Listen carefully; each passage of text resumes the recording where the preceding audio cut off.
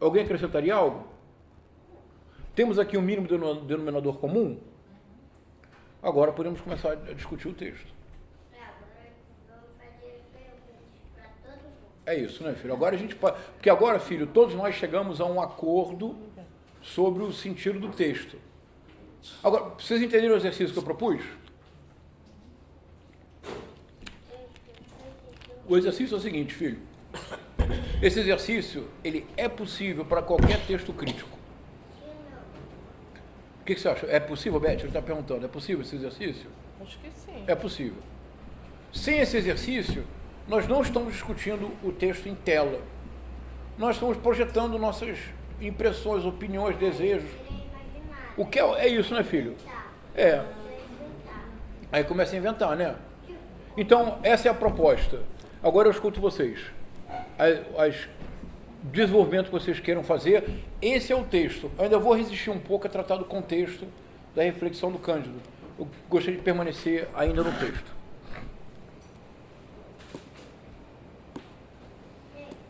Acho que o desafio seria imprimir normatividade, né? Essa substância, esse direito, né? Pensando em termos mais subjetivos, né? Porque a parte, digamos assim, principiológica dele, ele consegue imprimir com bastante eficiência. O problema é você fazer essa transposição para o efetivo, né? Para o normativo. Tá, sem dúvida. Aí entra o contexto necessariamente. Ótimo, Diego, sem dúvida. Ou seja, o texto é propedêutico. É um texto que introduz a questão, formula de maneira bastante satisfatória, mas não oferece uma norma de como seria utilizado. Não é? Ou seja, o direito é um direito incompressível. Porque se nós pensarmos no direito incompressível da moradia, Conjunto Nacional de Habitação. Se pensarmos no direito incompressível da saúde, Sistema Único de Saúde. No direito incompressível da educação, ProUni e Bolsa de Estudo. Mas como é que isso seria traduzível na prática, na literatura, não é? Muito bom. Esse ponto, eu não vou responder ainda, mas esse ponto é central. Isso nos leva à contextualização. Tem a questão dos programas... Presta uma folha, Beth. Presta uma folha. Uma folha? É, para eu anotar com você. Quem tem folha aqui? Pode ser uma folha assim. Tá ótimo, tá perfeito. Obrigado. Tá ótimo. Não, já tem aqui, olha, obrigado. Pode falar. Então, não é só complementando o que ele falou, a gente tem os programas... Né, Qual é o seu nome? dela. Os programas que visam dar acesso à leitura literária, né, no ensino fundamental e médio, né, o trabalho de ensino médio, a gente recebe, assim, livros, literatura clássica e muitos livros muito bons. A questão é como fazer valer esse direito, porque a gente tem os interessados que, na verdade, não estão interessados nesse direito, não vivem por esse direito. E aí, como fazer valer Claro. esse direito? Né? É. Como torná-lo prática efetiva, não é? Exatamente, Claro. porque na verdade os programas existem, realmente a gente tem uma biblioteca fantástica na nossa escola. Claro. Mas você está falando o quê? Que os alunos não se interessam, não reivindicam? Exatamente. Eles Quer dizer, desconhecem o seu direito. haveria um trabalho a ser feito para conscientizar os alunos desse direito.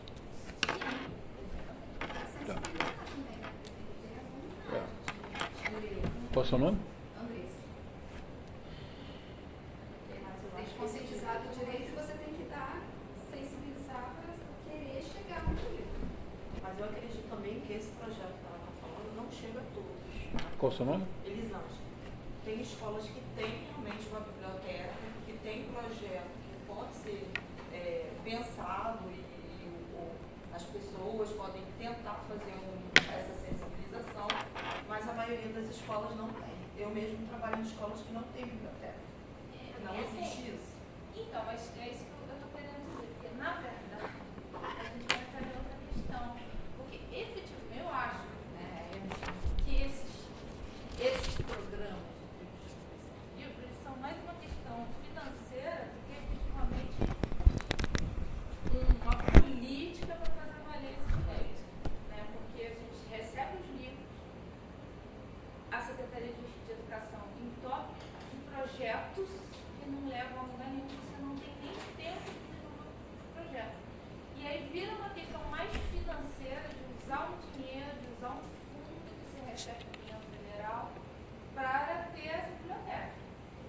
a escola mesmo não consegue desenvolver projetos mais pontuais, porque é muita prova, muita avaliação. Avaliação de quê? Os alunos não conseguem ler, eles não sabem ler, né? Eles não têm essa leitura literária. Uma coisa, Claro. uma questão geracional também, eu acho. Yuri, né? Yuri, minha irmã, por exemplo, tem 15 anos e assim, eu converso com ela desde muito nova e tal, já tentei ler com ela algumas coisas. E ela assim, não gosta de ler ponto. Não me interesso, já tentei, já comecei, não gostei. Mas assim, passo o dia inteiro no celular, sabe? Então acho que o TikTok é uma coisa assim, de fácil, né? Acesso e assim, você vai descendo aquilo ali infinitamente, é gostoso, você vai passar o dia inteiro ali. O livro é mais difícil, né? E assim, para você acessar ali um parágrafo, impaciente, quer fazer outra coisa e tal, então acho que tem uma questão mesmo geracional, assim, do celular. Mas, né, muita gente essa questão também. Qual é o seu nome? Vocês podem dizer o nome? Porque eu estou anotando aqui o seu nome? Aí. Porque assim, essa geração também tem gente que lê muita coisa, assim, mas lê muita coisa que a gente disse que não é literatura e tal, sei lá, Pauline Cooper, uma literatura mais infanto-juvenil, assim, né, sagas, né, umas coisas que são assim, elas estão, que o TikTok, as coisas assim, elas têm, existe o BookTok, né, que é, o pessoal fala de livro e tal, só que são livros pop, né, livros assim, que é com autores que são pop, eles têm um engajamento na rede social, né, tipo, há muitos anos atrás, tipo, sei lá, o Vitor Hugo morreu, teve 1 milhão de pessoas no enterro dele, né, porque ele era uma personalidade famosa, porque era forma de entretenimento também da época. Então, eu acho que talvez falte, nessa questão de política pública, talvez, penetração digital mesmo, levar através dessa mídia, né, do TikTok, enfim, dos digitais, acho que esse primeiro contato, né, acho que fica muito, parece que essa geração tem meio essa ideia de, não, aquela é a literatura dos outros, essa aqui é a minha. Né? Então acho que não é questão de não ler, é o que se lê também, o que chega ali, com a roupagem dessa literatura. Eu acho que quando a gente faz Joana? Joana, tá. Eu acho que fazendo esse recorte geracional, a gente parte muito do nosso espaço. Eu acho que é meio complicado. Fica muito, é o que você está vendo. Você tem crianças do seu lado no TikTok. Eu posso ter crianças que estão lendo livros. Então, eu acho que fica meio vago. Eu acredito ainda que é uma questão econômica. E porque eu também trabalhei em escola e bem especificamente numa oficina de leitura. Eu tinha que usar os livros que chegavam. E funcionava muito quando eram coisas próximas a eles. Por isso que eu não acho um problema eles terem coisas que são deles. Porque é daí que parte o interesse, né? Parte o interesse daí. Por exemplo, onde eu trabalhava, fui na escola até onde eu estudei, é um lugar bem esquecido, bem periférico. Eles amavam quando eu pegava o diário de uma pessoa assim, qualquer, sabe? Qualquer, tipo, normal, né? Uma biografia do cara que fez não sei o quê, enfim, da moça, que também era da mesma realidade deles. Era um burburinho. E eles adoravam, porque não adianta você pegar, sei lá, a tua história da criança, né? Do adolescente. Faz parte da realidade dele, não está Claro. dentro do contexto. Eu acho que a literatura, ela é literatura, independente. Né? É o que ele vai ler. A partir daquilo, ele pode depois, né, ter outras reflexões, buscar outras coisas. Mas eu ainda acho que é uma grande questão econômica, porque, por exemplo, a Carolina de Jesus não entrou na minha sala de aula. Muito caro o livro. Chega, né? Claro. Ele deveria estar lá, seria o primeiro lugar onde ele deveria estar. E muitos outros livros. Onde que você dá aula? Oi? Onde você dá aula? Eu dava aula em Itaboraí. Itaboraí, Mas tá. assim, não é só a minha, né? Vários Claro. livros, São Gonçalo, Niterói, né? É a mesma coisa. Esses livros que a gente tem hoje, que estão na moda, né? De pessoas pretas, que estão falando das suas realidades, só estão na academia, gente. Não chega na escola. Não deveria estar. Por exemplo, eu tenho sonhos de traduzir um livro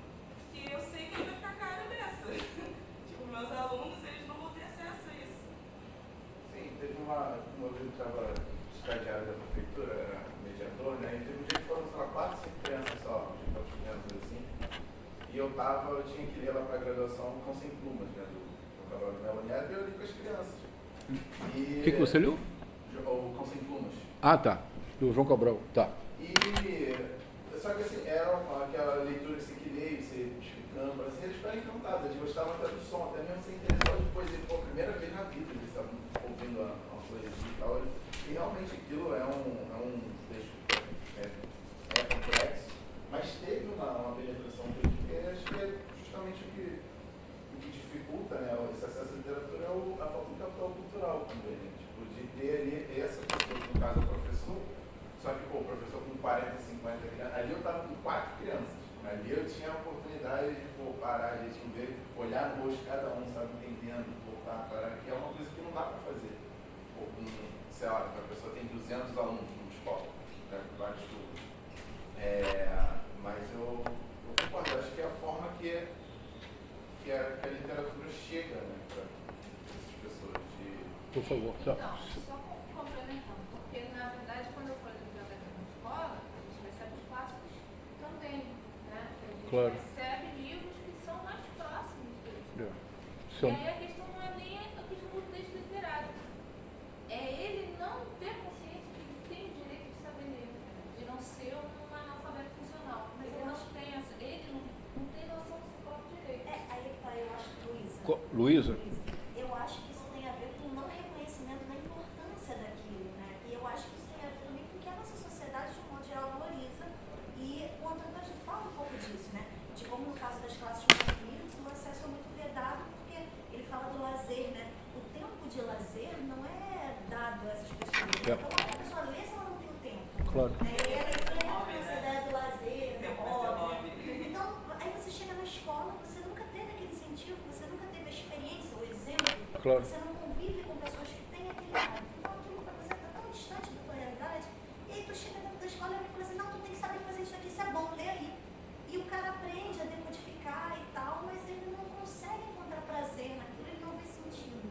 Claro. Então, eu acho que um desafio, não só da escola, mas da sociedade toda. Eu sei que eu estou falando de uma forma muito assim, é conflitária, mas assim, Não, mas eu entendo. eu não tô tentando Agora, usar também só uma para organizar, solução. tem 2 pessoas também ali, olha. Eu tô- Luísa, não é? Eu anotei aqui. Tá, obrigado, Eu não tô Luísa. dando solução, né? Eu tô pensando, Não, sabe? não, mas a ideia é pensar em voz alta, é isso mesmo. E eu acho que essa coisa assim que o colega ali falou da internet, hoje é mais um desafio que se soma aí, né? Porque realmente não é nada para te estimular a leitura. Obrigado, Luísa. Por favor. Felipe, eu concordo com o que a Débora falou, os colegas também, e eu acrescentaria também pensando do ponto de vista institucional, né? Tanto na escola quanto também na parte da formação do futuro professor. Né? A gente aqui, no caso da UF e de outras universidades, está em centros de excelência, né? Mas essa não é necessariamente, e não é realmente a realidade do país, a gente pensando no Brasil como um todo. Né? Quando a gente olha para as escolas, né?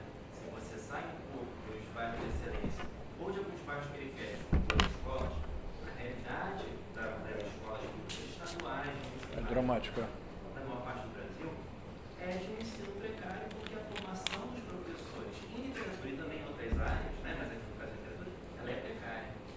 Então tem uma formação deficitária que tem repercussões terríveis, né, na hora desse conhecimento precário ser passado para os alunos, né, ao longo dos anos. Então, você tem aí uma bola de neve que vai se colocando também, né. Eu acho que essa é uma dimensão importante. E, além disso, tem a questão da própria instituição, né, para tentar se adequar às exigências dos currículos, etc., né, isso que a colega falou, você tem que empurrar, né, tem uma avalanche de conteúdos para passar para os alunos, né. Normalmente o professor de português é o mesmo que da literatura, então eles se dividem entre si, porque é um pouquinho maior, né, e às vezes tem uma salada mista. E aí tem uma falta de preparo também na hora de dar literatura na maior parte das escolas, no meu caso, né, minha experiência, eu estudei num colégio muito bom nível, aqui em Niterói, em Caraí, e o ensino de literatura nos primeiros anos, o ensino fundamental era péssimo, porque essa é a história do trauma do Dom Casmurro, né, primeiro romance, né, com que a gente teve contato, eu tinha 14 anos na época, tinha 13 anos na época, na 7ª série, foi Dom Casmurro, livro muito grande, uma linguagem complexa, né, para uma criança ainda, um pré-adolescente, e a coisa assim não prepara. Então, qual é o efeito disso no aluno? Repulsa, né? Você não tem interesse, você não se identifica, né? Mesmo que você não seja necessariamente uma classe desfavorecida, mas a realidade histórica, temporal, né? As circunstâncias são outras, né? E aí, se você não tem um preparo, uma sensibilização, a introdução ao que é Machado, ao que é a história do país naquele momento, etc., a coisa não é palatável para a criança. Obrigado. Esse é o Felipe. Eu também acho que Falou. a gente precisa tomar cuidado com a questão de quando a gente coloca sobre geração, porque não tem nenhum registro de uma geração que olhou para a geração seguinte e falou, nossa, como eles são melhores que a gente, né? Então acho que a gente acaba também, às vezes, até caindo num discurso conformista, de tipo, essa geração está perdida, e a gente está convivendo, né, com gerações simultaneamente. Então, do mesmo jeito que eles estão usando o TikTok, a gente também está usando o TikTok. E a gente também está suscetível a ler menos porque o nosso tempo está sendo ocupado, surrupiado, enfim, economia da atenção, por muitas outras coisas.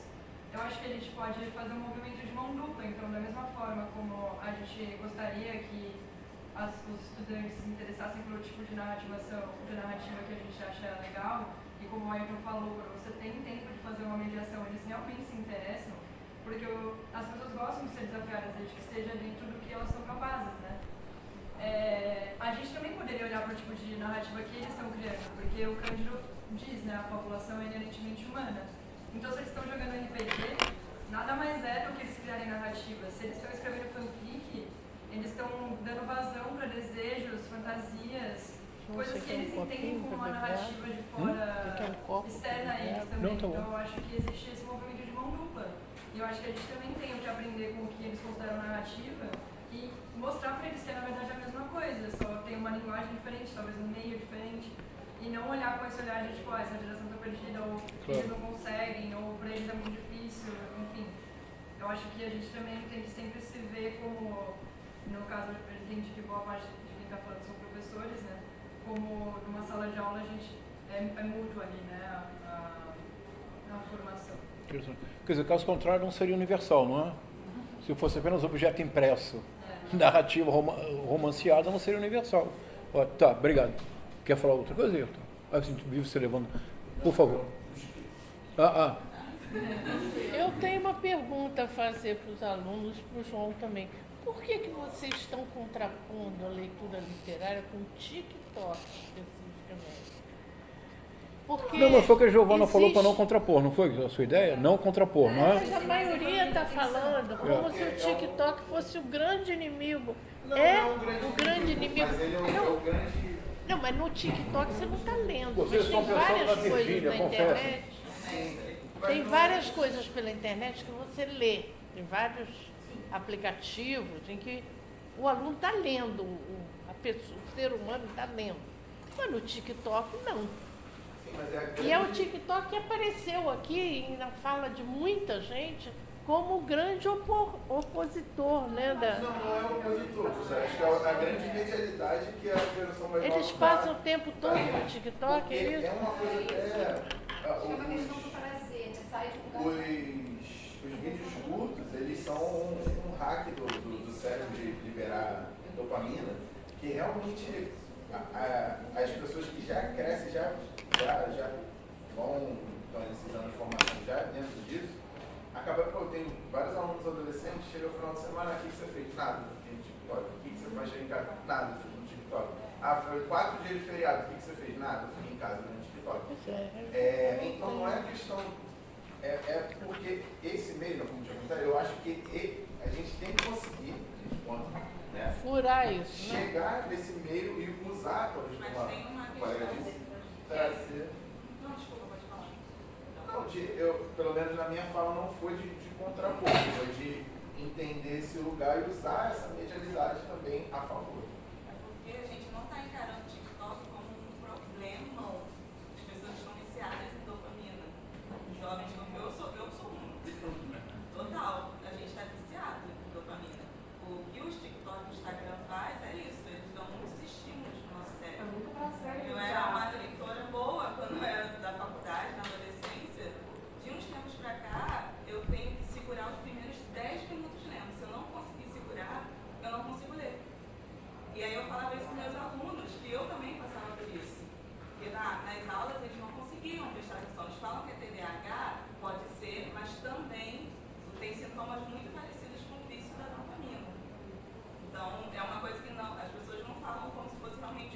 problema ainda, né? Mas acho que está caminhando. Well. Se você olhar para você, e não tem como ler um livro, eu não consigo. Se eu não botar meu celular na sala, fechar a porta, botar um ruído marrom ou ruído branco e pegar o livro para ler, eu não consigo parar. A questão é essa, né? Não é questão a internet em si. Porque se você lê na internet, você muda a mídia. Mas a tecnologia é a mesma. A tecnologia Então, o Chartier é a letra, fala né? isso, né? Exatamente. Você muda o Tecnologia suporte, é a né? letra. Agora, o TikTok é a questão do imediatismo, da imagem, e essa é a grande questão, eu acho, que ele tira um pouco a questão justamente que é o que estava no texto literário, que é o preenchimento desses espaços vazios. Quando você está no TikTok, você tem uma atitude passiva em relação àquilo que está fazendo. Né? A ler, não, você tem que interagir. Tem que exercitar o cérebro, falar para ele. O cérebro é um músculo. Ou seja, a gente está botando um peso nas costas do professor monumental. Monumental, porque o professor tem que lutar contra tudo isso, Sem né? falar que o professor também não tem tempo de ler, né? Ele trabalha em 3 escolas e tem que Essa discussão ocorreu quando você está falando de televisão, Sim, ou depois de televisão, internet. exato. Só que a diferença é que assim, a televisão era a mesma programação para todo mundo. Hoje em dia, o algoritmo ele vai te dar exatamente o que você O gosta. que você quer. É. Então ele vai aprender, você nem sabe que você tinha interesse naquilo. Você vai ficar interessado naquilo, ele vai te trazendo. Então, é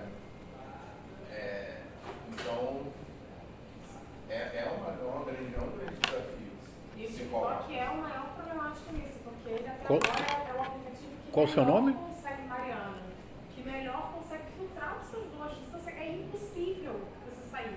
A gente que é adulto tem essa dificuldade, imagina um jovem, 13, 14, 15 anos. Então, a nosso desafio é muito grande, desculpa. E aí, só complementando o que a Giovana trouxe em relação assim, a gente também não demonizar o que os mais novos estão lendo e vendo, eu acho que esbarra muito nessa questão que fica pairando às vezes no ar, academicamente falando, que é alta literatura e do que não é. Eu acho que a gente tem que parar com esse jogo também do que é bom, do que é ruim, para abraçar, porque às vezes é isso. Aquele adolescente vê com uma coisa, numa sala de aula e tal, você tem um professor às vezes que dá uma torcida de nariz e fala isso aí nem é literatura, ou isso aí não é tão bom, você só está dando mais um tiro no seu próprio pé e distanciando mais uma vez. Quando a gente começar a estudar em literatura no Abel, eu acho que meus primeiros livros também foram, sei lá, do Tasmuco e companhia. A gente fica completamente desesperado. Assim. Eu queria ler Gibi da Turma da Mônica, eu não queria ler Dom Casmurro sem aviso. Né? Então, eu estava até um dia desse ouvindo um podcast da Rádio Novelo e foi muito interessante o debate sobre literatura, como alguns livros eles são colocados na frente do leitor na idade errada. E isso também acaba trazendo mais um problema da Pode jogar radical, só para deixar. Claro. Como? Jogar radical. Ah. Porque também tem a questão das outras disciplinas, né? Uma luta muito grande na escola que eu trabalhei era isso. Eu e a outra professora tentava convencer os professores de ciência, de história, porque todo mundo falava, professor, nós não sabemos interpretar. E a gente tentava convencer eles de que eles também têm que falar de literatura em sala de aula. Porque também é importante para a matéria deles. Como é que os alunos vão interpretar o que eles querem? Só que menino, olha, se eu tivesse aprendendo coisa para cabelo branco, já estava. Porque é muito difícil. É só o professor de português que fica com essa responsabilidade. Então, teria que ser, pensando no que você falou da questão estrutural da formação, todas as disciplinas, né? Todo mundo tem licenciatura, tem que ter pelo menos um semestre, sabe, de literatura aplicada naquela disciplina, porque ele tem como. Só que não quer. Por favor. Tá. Para além da questão econômica também, ano passado eu deparei com a questão de gênero, porque eu dava aula numa escola particular, com mensalidade bem alta, então não era uma questão de comprar o livro, ao contrário. E foi a mesma coisa, 13 anos, lendo Dom Casmurro, Auto da Compadecida, e eu chegava em sala, o que vocês acharam? Saco, difícil de ler. E aí as meninas liam muito isso que o Ayrton falou, Pauline Huber, essas escritoras pop. E aí perguntei, né, para os alunos o que eles liam e nada, porque ler coisa de menina, né? Leitura é Ah, que interessante. isso, não. Não, mas isso era uma percepção dominante no século XVIII e XIX. Romance era leitura de mulher. Tá, interessante. Alguém quer acrescentar algo ou posso começar a tentar alinhavar algumas ideias? Eu só queria... O seu nome? Mariana também. Ai, que o meu é com 2 N's. É uma inflação. Você é com 2 N's? Tá. Então, quando eu falar de você, eu falo Mariana. Eu falo 2 N's porque eu vou responder.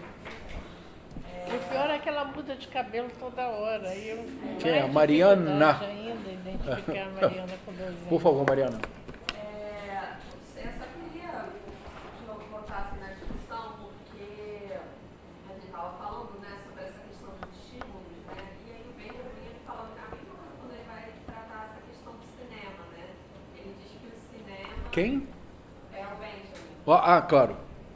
Ele fala sobre, né, sobre essa questão que numa sociedade tão cheia de estímulos, o cinema seria essa forma de ajudar a gente a lidar com esses estímulos, né?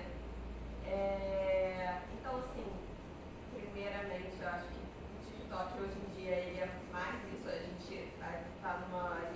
Depois que o Benjamin falou isso, a sociedade ainda ficou com mais estímulos ainda, o estresse é maior, o número de estímulos é maior.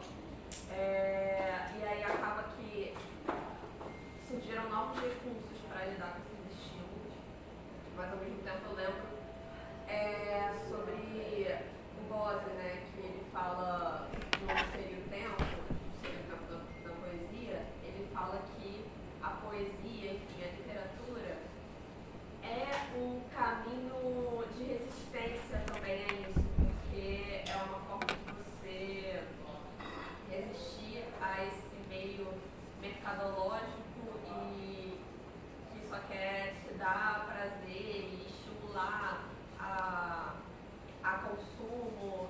E a poesia ela é totalmente o contrário disso. Você tem que parar sozinho, você não está produzindo, você não está consumindo, ou como dizem sobre as redes sociais, você não está sendo produto tudo, você não está contribuindo em nada para esse meio e você só para sozinho e você tem que diminuir a velocidade da sua mente para você conseguir ler ali. Então, na verdade, a literatura seria essa forma de resistência. Então, ser resistência vai ser sempre muito mais difícil, né? Tanto para a gente ler quanto para a gente passar essas coisas para os alunos. Porque eles estão nesse ritmo também, a gente também está. Mas é mostrar que isso é uma resistência, mostrar que isso é necessário. Né? Isso, acho que o nosso desafio como professor é isso. Tá. Obrigado, então. Eu vou tentar não alinhavar, mas destacar alguns pontos que vocês mencionaram, sempre voltando ao texto do Cândido. Porque acho que há alguns momentos do texto em que essas questões já estão, de alguma forma, enfrentadas. Primeiro ponto fundamental. Não sei qual é a edição que vocês têm, então não sei se faz sentido citar a página. Mas no segundo parágrafo da terceira seção, todos podem ir para lá?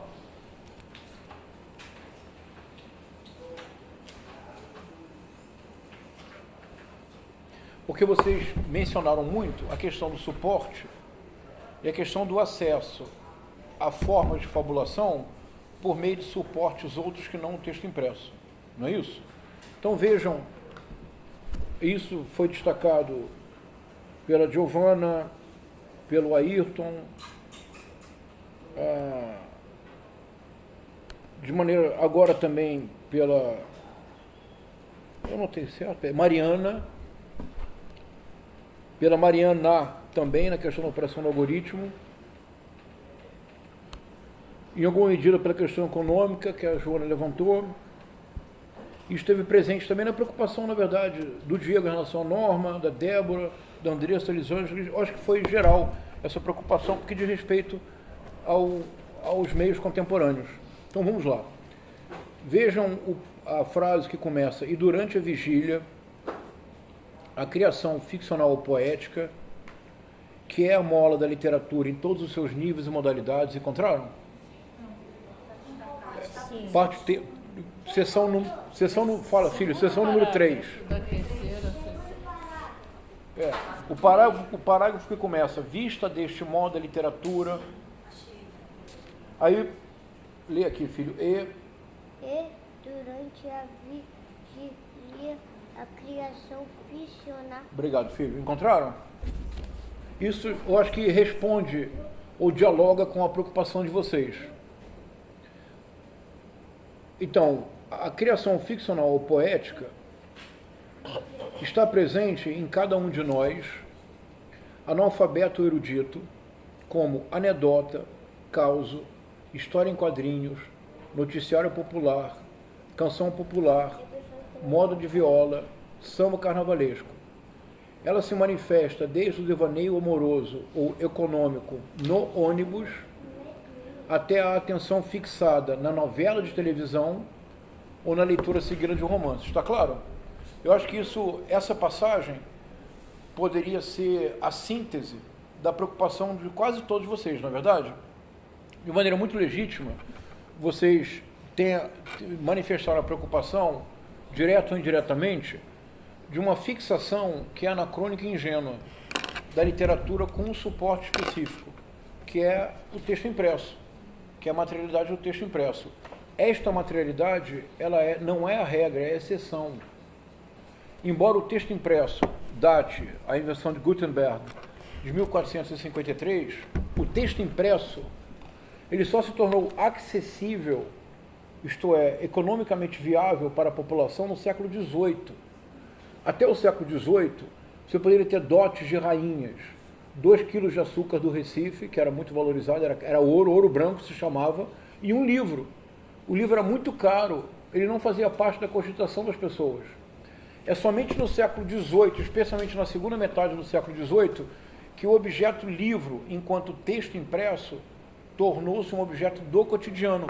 Por isso o romance retorna com toda a força, primeiro na Inglaterra do século XVIII, porque associou-se à materialidade do impresso a circunstância específica que nos países protestantes a alfabetização era feita nas igrejas, para que as pessoas tivessem contato direto com as escrituras. Então, no século XVIII, na Inglaterra, havia uma materialidade disponível, o texto impresso barato, e havia a capacidade de leitura criada nas escolas paroquiais.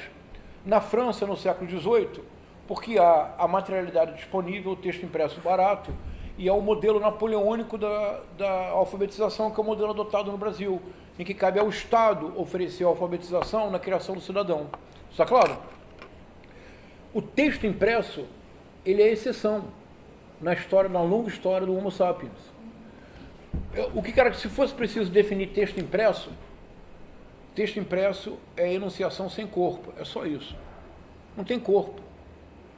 Tem um simulacro de corpo na pontuação.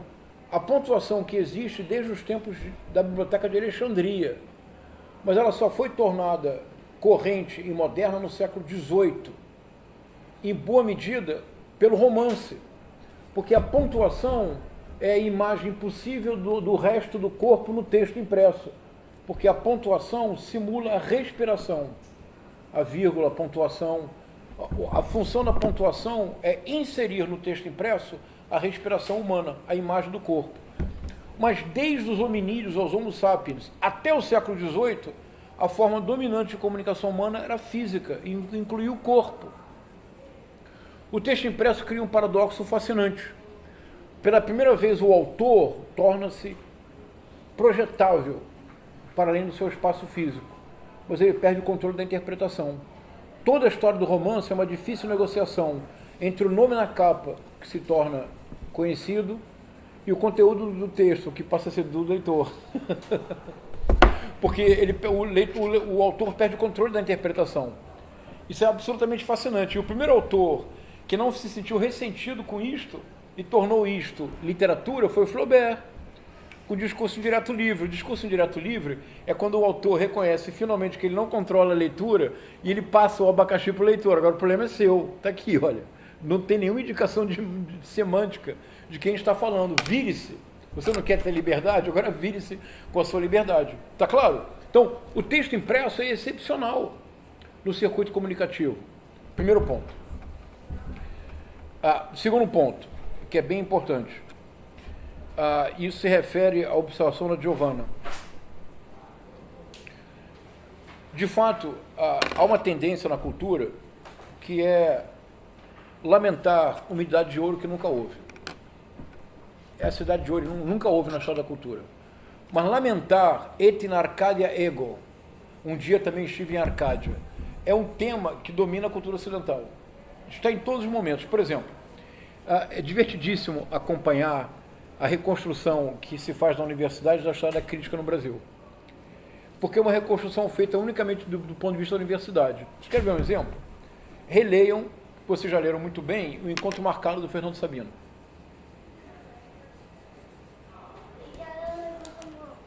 Todo mundo leu, filho. Tem um personagem Marciano, vocês se recordam? É Marciano o nome dele, Eduardo Marciano, não é? O personagem do Encontro Marcado. Ele se torna jornalista. O romance de 1956, mesmo ano de Grande Sertão Veredas. Ele se torna jornalista. E ele reclama, porque ele diz que não há mais espaço para crítica literária. Que os suplementos estão abandonando a literatura, que na época em que se vive, ninguém mais pensa em literatura, todos querem apenas saber de rádio e cinema. A televisão está principiando no Brasil. O ano é 1956. É o ano de Grande Sertão Veredas. É o ano da criação do suplemento literário do Estado de São Paulo, que teve como idealizador Antônio Cândido, como primeiro editor Décio de Almeida Prado, que teve como jovens talentosos iniciando a escrever Valnice Nogueira Galvão e Leila Perrone Moisés. Não é mal, né? Percebe? Então, em 1956, o personagem do romance do Fernando Sabino considerava que 1956 era a destruição total dos valores da civilização da imprensa. Imagina hoje. Então sempre há uma idade de ouro que nunca existiu. Isso é uma constante da cultura. Eu recomendo muito a leitura desse artigo do Panofsky, Et in Arcadia ego, que ele reconstrói esse topos na cultura ocidental. É muito bom, é importante para essa discussão. Há um ensaio do Néstor Garcia Canclini, em que justamente ele trabalha com essa ideia. Ele diz que a diferença real do circuito comunicativo de hoje para o século XIX é que há um momento, que é segunda metade do século XVIII, até o final das últimas 2 décadas do século XIX, em que pela única vez na história da cultura ocidental houve o predomínio praticamente exclusivo de um meio de comunicação, que é o texto impresso. Tanto que quando o Benedict Anderson tem que pensar na noção de comunidades imaginadas, é o print capitalism, que dá origem a isso. É o capitalismo tipográfico. É a imprensa, é o texto impresso. Mas isso só aconteceu durante 150 anos. Todo o momento anterior da história da cultura e da literatura, o corpo era dominante. A tal ponto que a teoria da literatura como disciplina é renovada nos anos 80 e 90, sobretudo com o apoio do trabalho dos medievalistas. Mas por que dos medievalistas? Porque se você é medievalista, a sua poética com a qual você trabalha é uma poética do corpo, é uma poética da performance, não tem texto impresso. Então você tem que, por exemplo, numa poética da performance, nos estudos do Paulo Zantor, o improviso é estrutural. Se eu estou aqui falando e eu percebo que o tédio domina todos vocês, eu acabo a aula. É óbvio, eu não sou sádico. Não é isso? Apesar de professor universitário, eu não sou sádico. Se um poeta está recitando um poema ou um cordelista e percebe desinteresse radical, ele faz um gesto de força. Ele tenta uma modificação do rumo. É possível na poética oral, na poética da performance. Mas foi assim, de Homero até avançar do século XVIII. A tal ponto que o próprio conceito de literatura, então, está claro esse ponto? Então, a consideração do suporte é muito importante, mas nós precisamos ampliar a nossa concepção de literatura. Literatura não é texto, não é narrativa publicada em texto impresso. Literatura, para Antônio Cândido, é a capacidade de ordenar o caos do mundo por meio da palavra, por meio da fabulação, está claro? E olha, essa situação não poderia ser mais clara. Anedota e causo, oral. História em quadrinhos, materialidade que aproximaria do TikTok. Quando o seu comentário, Ayrton, não sei se vocês conhecem, se o nome Frederick Werton é familiar para vocês. Nos anos 40 e 50, o Frederick Werton, um psicólogo, tornou-se mundialmente conhecido e levou à criação de uma comissão no Senado americano, porque segundo ele, as histórias em quadrinhos, os comics, seriam a destruição da civilização ocidental, acabaria com a infância, destruiria a capacidade intelectual das crianças. Houve hearings audiências públicas no Senado americano e o Frederick Burton tornou-se um nome conhecido no mundo inteiro, numa cruzada contra história e quadrinho. O argumento mesmo que se usa hoje com o TikTok. Com uma diferença importante, a questão da dopamina. Foi você que falou, não foi, Joana? Da dopamina? Eu quero voltar a isso. Acho que a Mariana mencionou também, não é? Eu quero voltar a essa questão. Então, Frederick Burton. Quando o rádio principiou e o cinema, eles foram absolutamente vilipendiados porque diziam que era para a massa analfabeta, porque não precisava ler. Então, o cinema teve um enorme trabalho de legitimação enquanto arte. O cinema não era considerado arte. O cinema era considerado um entretenimento vulgar para a massa. Imaginar que haveria cinema autoral e que nós consideraríamos o cinema a sétima arte era absolutamente inviável, até pelo menos a década de 10 do século XX, ou seja... A fotografia no século XX. A fotografia, exatamente. Eles acharam que ia matar a pintura. O rádio. Então, todo um novo meio de comunicação produz esse impacto. Todo um novo meio de comunicação produz esse impacto. Nós precisamos ampliar nossa percepção. Por exemplo, recomendo muito a leitura do livro do Raymond Williams, que é praticamente conhecido no Brasil, chamado On Television. O Raymond Williams foi crítico, ele foi o Arthur da Távola da Inglaterra. Ninguém aqui sabe quem é Arthur da Távola, né, Beth? A gente revela a nossa idade de maneira assim evidente, né? O Raymond Williams tinha uma coluna quinzenal na Inglaterra em que ele tratava de televisão. O Raymond Williams foi o primeiro acadêmico, bom, todo mundo que conhece o Raymond Williams, foi o primeiro acadêmico a utilizar ativamente a televisão para difundir conhecimento. Ele tomou um livro dele e transformou em série da BBC, que quando é criado em 1922, tem ainda o projeto da BBC, em 1922, quando é criado, é levar para a massa conhecimento através de um novo meio. Então a questão é muito mais complexa do que a gente pensa, na verdade, e diz respeito à nossa naturalização indevida entre literatura e texto impresso. Essa naturalização não nos permite compreender o ensaio do Antônio Cândido. Ele diz, noticiário policial. De novo, vocês são muito jovens. Como é que, de fato, como é que nós tínhamos acesso ao noticiário policial? Rádio. Tinha um famoso, como é que era aquele famosíssimo que começava a Rádio Patrulha? Patrulha da Cidade.